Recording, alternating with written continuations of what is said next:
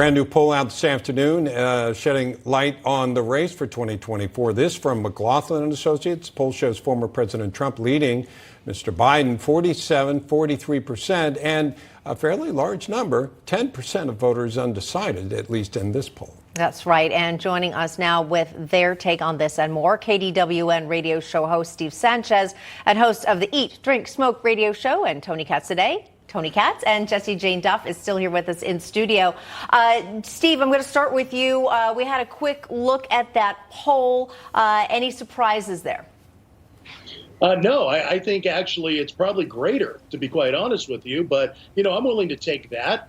Let's be honest. I think most of us are, even Democrats and independents, I think, are happy about that poll. They may not want to say so because, the Build Back Better plan was supposed to work. I think that poll's legitimate. I think we're going to see a major turnout, not only in the primary, but in the general election, if it is Biden that's there running against Trump, because I know Trump will get the nomination. There's no question about it. And here's a new parody, speaking of Mr. Trump, of a rap song that is out there right now, all the talk in America, First Day Out. That's what it's called, First Day Out. Let's listen. Alex Jones, free my dogs and lock up the radical left's gone crazy. I don't bail, I won't see inside a cell. Shout out Thugger, free my slime, slat, YSL. They trying to lock me up, but I'm plugged in ATL. Got homies doing life in jail, they live in All right, let's bring in Tony. Tony, your thoughts on this? First, I think I'm as surprised as anybody because I didn't know that Jessie Jane rapped. I had no clue. She does. I was as shocked as you. Yeah, but she's in studio. She does, turns out. Talent on loan, as the great Rush Limbaugh would say. Well done and well played. I think I'm one of the few people who gets more and more bothered by the cultural clown show regarding the mugshot and regarding the indictments. I don't feel like I'm having any fun with this. This is dark stuff.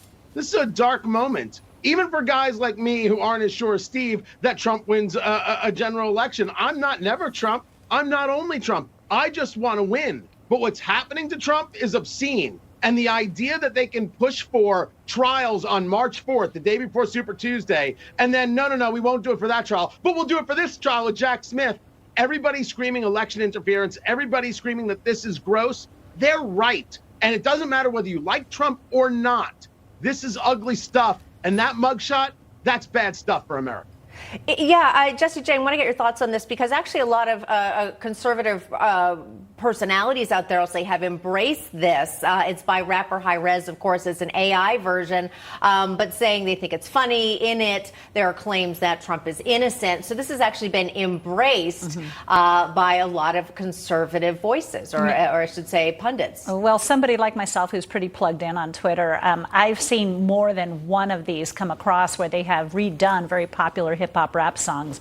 One, in fact, we were talking about on break was with Kanye West's song, Gold Digger.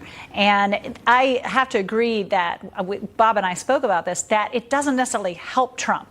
It invigorates and makes a comedic act out of all of this, and it's starting to bring a lot of humor around. So I would just dare to say they're not catering to those that are likely voters. Those are people who are probably mocking everything from the sidelines anyway.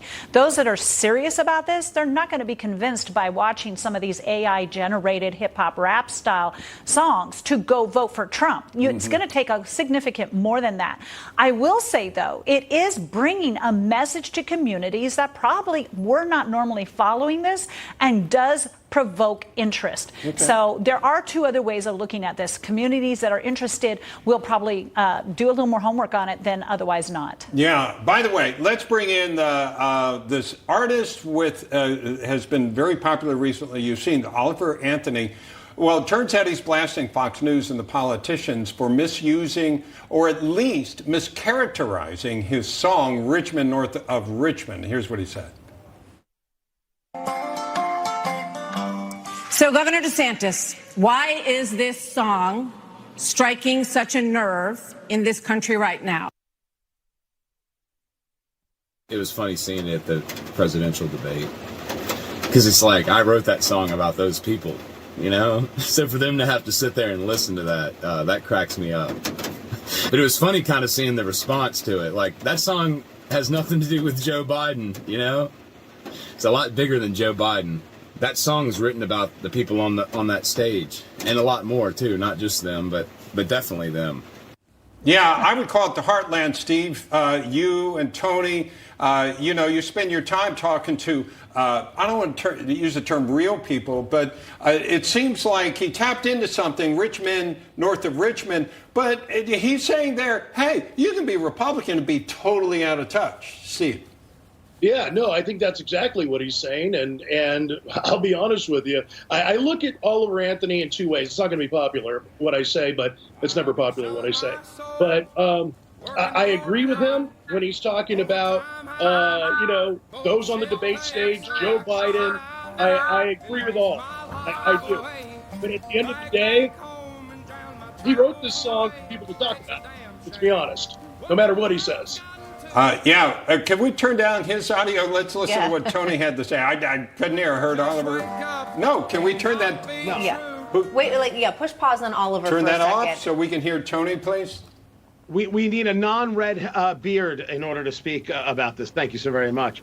As a matter of cultural impact, I look at this song as having the same level of, oh my gosh, are you listening to this? In the same way Childish Gambino's "This Is America" did. If you don't know that song from Donald Glover in that video, that song may not have been written for you, but my gosh, you should look at it as an art piece. Absolutely, this song is about how we as Americans are connected and how so many Americans feel about not being listened to, about how being put upon by cultural elite, by the people in D.C., regardless of party. That much is true. I thought that was pretty obvious from the song. Of course he wants people talking about it. People who do art want them talking about their art. Radio hosts want to have people talking about what we're saying on our shows. I'm glad we're talking about it. The question is what's being done about it. And if any of the people on the debate stage had any brains whatsoever, they would have immediately gone to their constituents and others and said, how do we go about making this less of the reality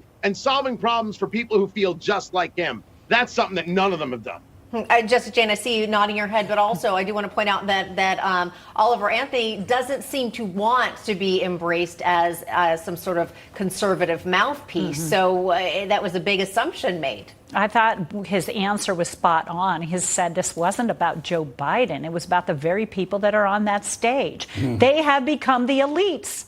Every last one of them has profited in some way off the backs of people like Oliver Anthony. Every last one of them has money in their pockets, and they have ignored often the cost it has been for other Americans to just make it day to day. And it was a missed opportunity for them to recognize that on the stage, that you got to represent the people, and you're not doing that. We've elected far too many Republicans and Democrats and anybody else, socialist Democrats for that matter, who don't practice what they preach when they're on the campaign trail. All right. Well put. Thank you very much, Steve Sanchez and Tony Katz.